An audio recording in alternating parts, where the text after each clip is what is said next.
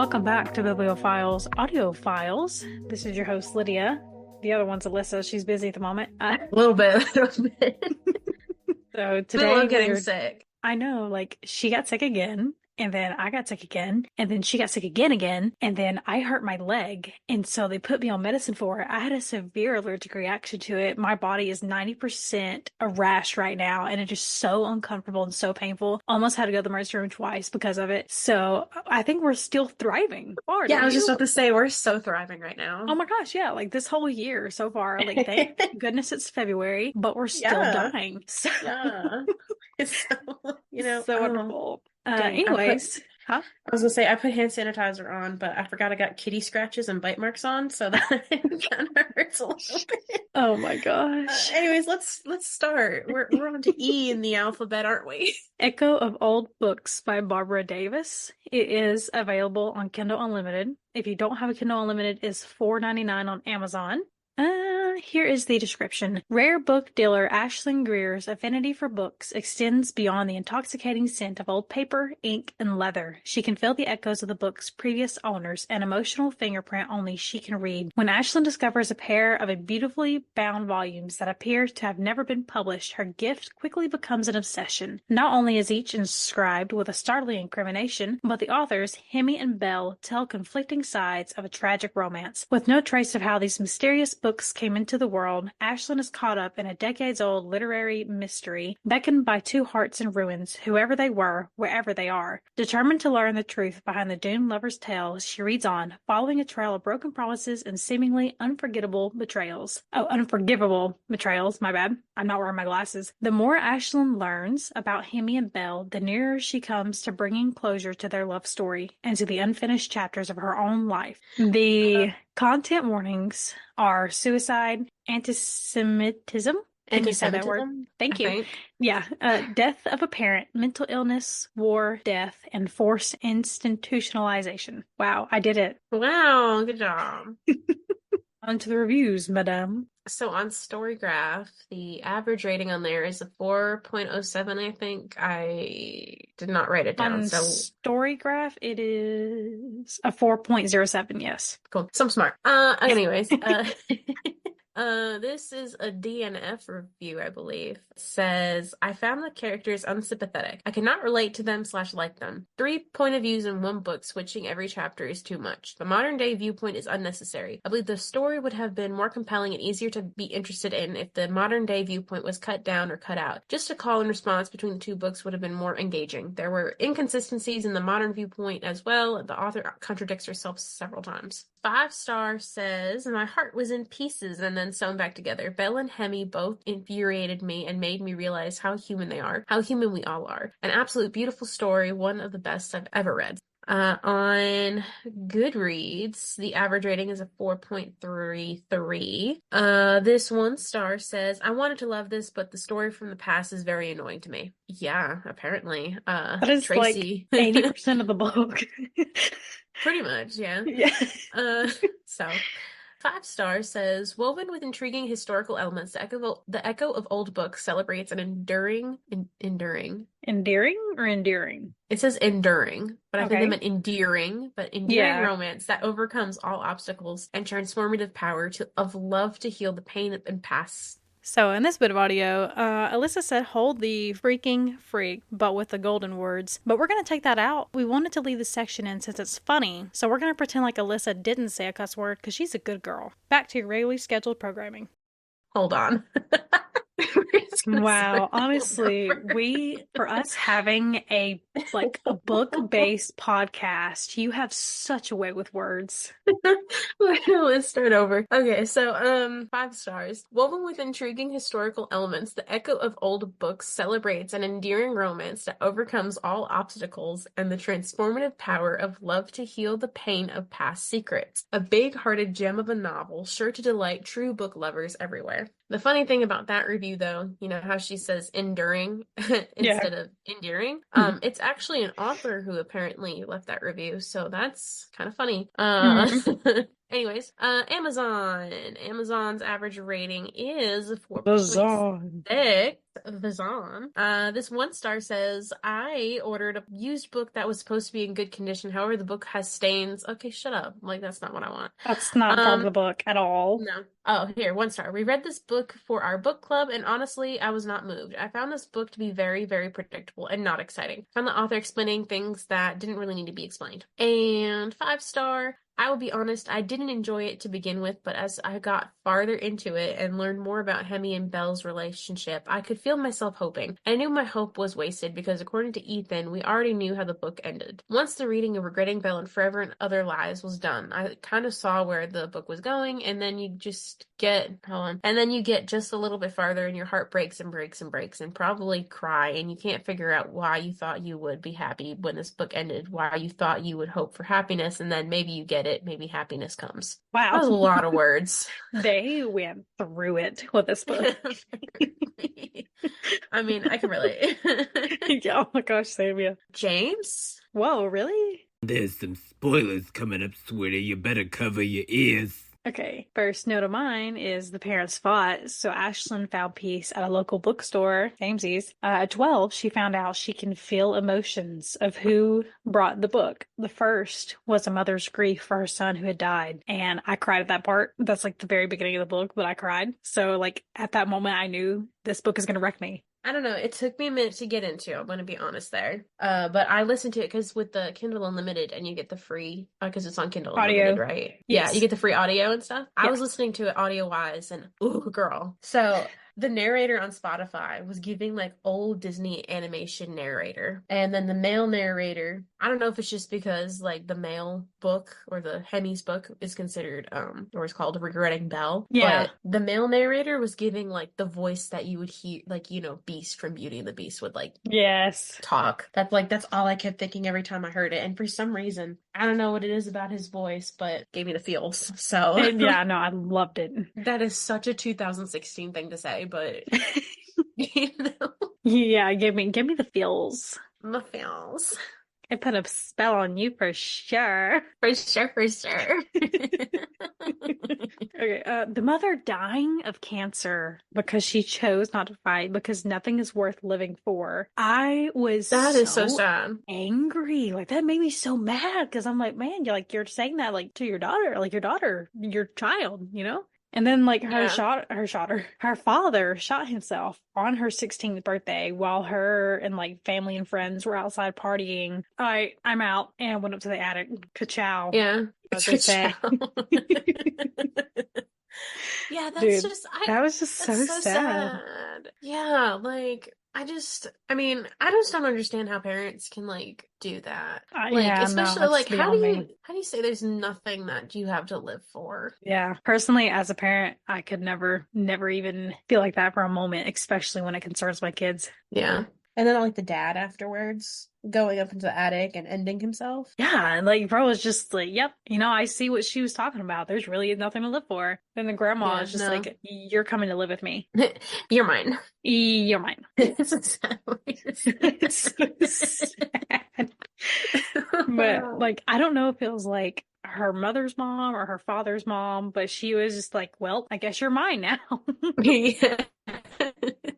So going back to the whole tingly feeling with the book, it kind of reminded me of, I experienced something similar, not the same, but similar, when I was in high school and my mom was like, you need to pick out some books to read. And I was like, okay. I wasn't really big into reading then, but I saw this book and I don't know, like I remember like being in the Barnes and Noble and just looking at it. And I don't know, I felt like I was in a trance and like the book just like gravitated towards me.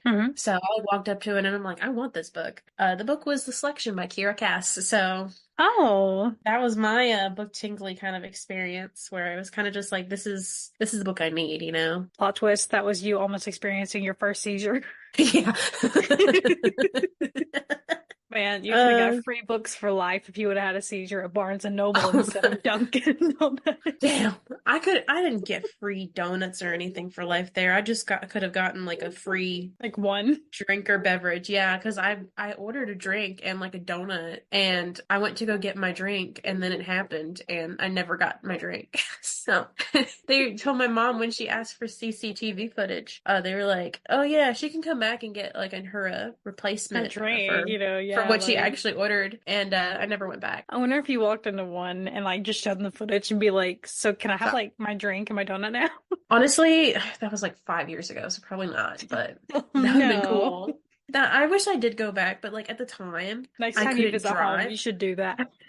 Well, I couldn't drive at the time, so if I could have gone myself, I would have 100% done it. But Yeah. because I had to rely on my mom, I was like, no. I Anyway, liked how sidetrack. she like found peace in the bookstore, and then she grew up, and like that guy and his wife basically treated her as their daughter, and then he left it to her when he died. So like she owns the bookstore now. I do love that. That was really I sweet. absolutely love that. That was just a detail that didn't have to happen that I really, really enjoyed. I love that. Oh, back to the voices. The voices were really comforting and kind of made me sleepy while I was driving. Just kind of a dangerous game to play, just a little bit. And then the other thing I said is that this book was giving Pride and Prejudice. No, I was gonna say Romeo and Juliet meets the book swap. Oh, I said Pride and Prejudice. I didn't even think about the book swap. That's a good one. I don't think I've ever read Pride and Prejudice, so I've never read it, but I have watched the movie 10,000 times, and it is amazing. It's probably my favorite classic. I have also never watched the movie. Bro, you need to. There's so many movies I need to see, Same. Anyways, just like that one review said, I honestly would have loved having just a book where it was just regretting Belle and Forever and Other Lies, and it's just going I know, back and I would forth between the too. two. Like just tandem reading. Yeah. Isn't one That'd be of awesome. Sarah J. Maas's books like You can tandem read her Assassin's Blade series and the Court series. I've never done it, but a lot of people do because they say that they match each other really well as like the story progression. So a lot of people tandem read, but I have not personally done that ever because I cannot keep up with what I'm reading. So Sarah J. Maas? Maybe another author for sure, though. yeah. I'd be able to.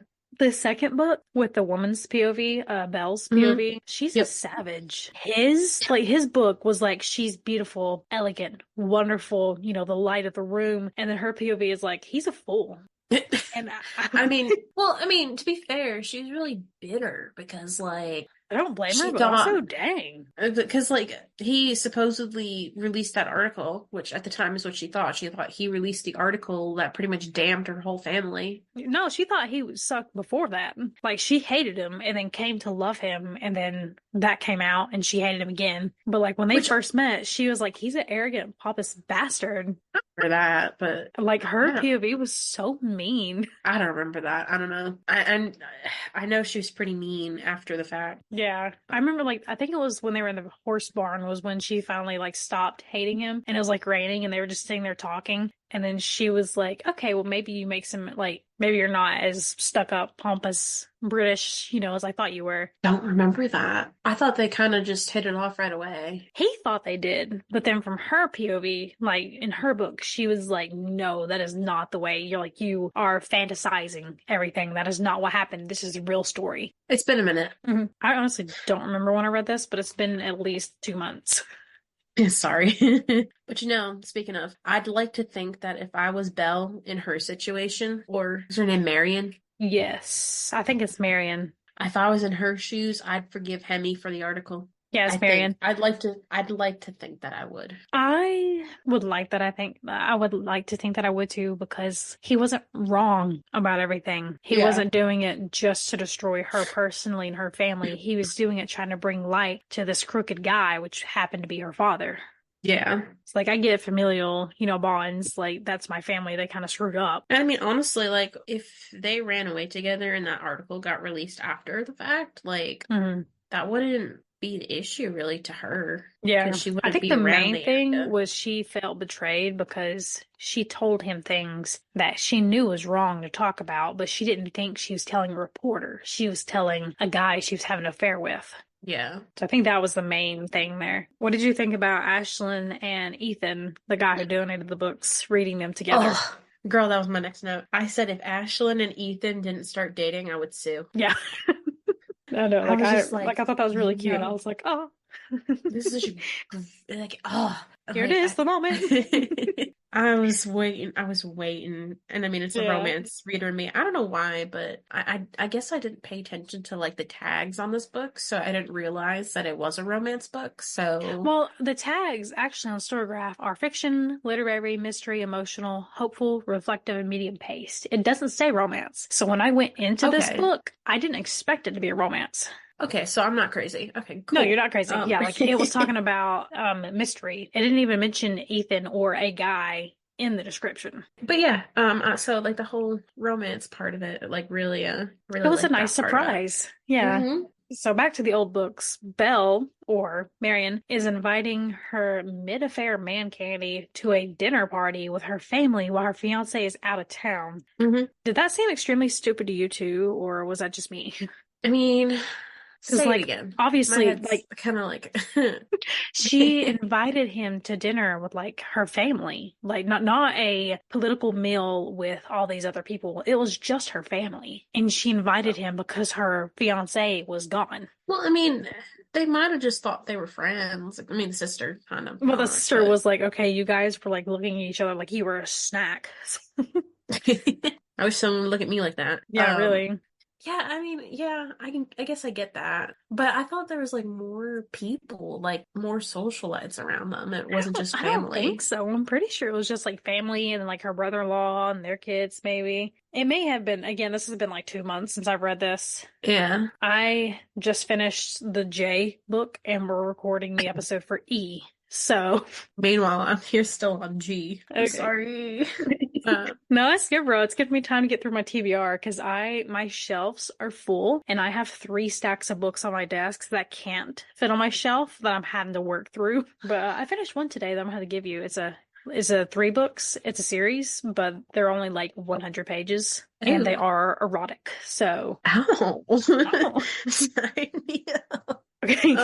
Sign me up, especially if I can share it with the dude that's not my dude. Oh, Yet. it's not anything like Taken by the Tetris block. It's just a billionaire romance. I could probably still send it to him anyway. You could honestly, yeah. So they make plans to run away. Hemi lied about his story, and she found out like less than 24 hours before they were supposed to run away together. He was writing about her father being responsible for her mother killing herself. Mm-hmm. And I think part of the reason why she hated him for that is because she shared that with him in faith that he wouldn't tell anybody about it. Yet he's writing this whole expose on her dad, and that is like the main candy in there, you know? Mm-hmm. Well, like, I mean, supposed to be a big bad thing. In the beginning, though, like they were like he was kind of just using her to his advantage to advance his career. But then, like over time, he's just like, I can't do that to her. Yeah, and so he's like going to give up the story, but he forgot a notebook. You know, his editor found it and gave it to somebody else. And she was like, oh, that's a stupid pen name. You know, like you obviously still did that because you're the only one I told this to. It made me mad that they went years without talking. And she believed the whole time that it was him because she never wanted to ask. Or just listen. Yeah. And then like she excommunicated with her nephew because he tried to get them together to talk. And she's like, how could you do that to me? Yeah, like honestly, the nephew coming from a good place, but none of your business. That's true. Well, in a way, it's partially his business because he was playing telephone with them, sending, well, more like postman because they were sending notes to each other through him. Yeah. So, man, that really made me mad though, because like, not the kid, but like so like they were supposed to meet at the train station and she didn't show. So she asked him to be there the next day because she's like, you know, I thought about it. I've decided I want to do it after all. And he read the letter, but didn't go. And you didn't find out to the end of the book, like years later when they reconnect and they're like old, that her sister it was her son. Yeah, her son that was delivering the letters. So, you know, Marion's nephew. And she had given him a different note that she wrote to her fiance. You know, she went to break up with her fiance and be at the train station, but got it mixed up, you know? Yeah, I honestly didn't see Cece switching the letters like that. I didn't either. I just thought he was mad. And that's 100%. And I completely forgot because she said she was writing letters down. So I thought she was only writing one to Hemi and not also to Teddy. Like, yeah. I don't know if I just wasn't paying attention enough No, I did not realize at all. or if I just forgot, or I don't know. Yeah, I didn't see that coming as a thing. Yeah. Breaking news tonight at 9. We've got two idiots on the microphone. With Bibliophiles Audiophiles News, I'm James. Now back to your regularly scheduled programming. Recording in progress. Ooh, what did that sound like Donald Trump? That was not nice. Anything. Wow. Anyways, not anything. Wow. I'm glad that I'm gonna have a stroke like the last 5 minutes of this. Yeah. Oh, Lord. You have more notes left than me, so you go. Okay. So she told Ethan everything, and he loves her despite of it, talking about like her crappy childhood with her parents both basically committing suicide, her grandma dying, and then like this guy who's basically like her dad dying, leaving her at the bookstore. And then her crappy marriage, which is, by the way, her husband cheated on her, and then he wanted to talk to her about it, and when she wouldn't give him his way, he committed suicide in front of her by jumping in front of a truck. Like, I remember listening to that, and I was like, what the? I was listening at that point too, because I remember I was doing dishes, and I was just like, my jaw dropped. So yeah, basically, she told him about all of that, and then he was like, wow, that sucks. I kind of like you. Yeah. I mean, not exactly like that. Not exactly, but yeah. Man, find out that Belle/Marion had a son that was Hemi's, and she didn't tell him until years later. He was right to be angry over that. Oh yeah, 100%. Women that hide children from their fathers like that, not necessarily hide, but just fail to tell them, that's no bueno. I can understand if he was an awful person. Yeah, if he was like abusive or something like that. Yeah, 100%. Yeah, hide, 100%. Hide. You knew Hemi was going to love that child. Oh yeah. 100%. And I mean, I get it being in that time period. It would have been probably hard to track him down. Because you can't just pull up the internet Google, and search and, use your sneaky little detective skills, which he did go really to another country, at, So they both went to another country, actually. So, yeah. So, a little tricky. She had the opportunity to tell him a couple times. Yeah. So... And then he just showed up to, like, her charity event and was like, hey, little mama. Let me whisper in your ear. Let me whisper in your ear, tell you something you might like to hear. It's free real estate. That is the only version of that song in my head now. So yeah, they were like at the bar talking, and then they discovered like the letter swap up, and then he thought she was full of, bullhonkus. And so they went to New York to confront her sister, and her sister's like, yeah, I'm surprised it took you this long to figure that out. Like, I didn't see that coming, but I was livid for them. Me too. All the years that they lost together over something that neither one of them did or didn't do. Yeah. But also they could have just like talked about it, Yeah. Communication, foundation of any relationship. So. Yeah. It made me really happy that they ended up together at the end. Me too. And it was like a year or two later, and it was like a family Hanukkah. Yeah. And so sweet. I almost cried when Hemi said he wanted to forgive and move on with their lives. I was like, oh, my heart just became full. I need a Hemi. Me too. I love how any book that we read, and it's like, that's a good guy. I need one. Take notes. Take notes, men. Yeah. Take notes. I was just thinking about it, and like my mind just really be in the gutter apparently, because Hemi, and I'm like, that sounds really close to semi, like semi-hard. Like I was thinking of a hard boner, like a semi. You said semi, and I was like, oh yeah, Peterbilt. That shows how widely different that we are. That is not true. The amount of times you say that's the name of your sex tape. Oh my gosh, I know. We're like almost on the same wavelength sometimes. I'm not gonna come until 10 o'clock. Dad thought he ate. I mean, it was pretty funny though. It was pretty funny. I love how he told me about it because he's so excited because he got you. Yeah. I love my dad so much. Okay. Anyways, yeah, that's my last note. That was mine too. Okay. Do you have any buzz comments or buzzwords? Oh, of course I do. Always. Always, yeah. Almost cried. Mm-hmm. My heart feels happy. Everybody HEA.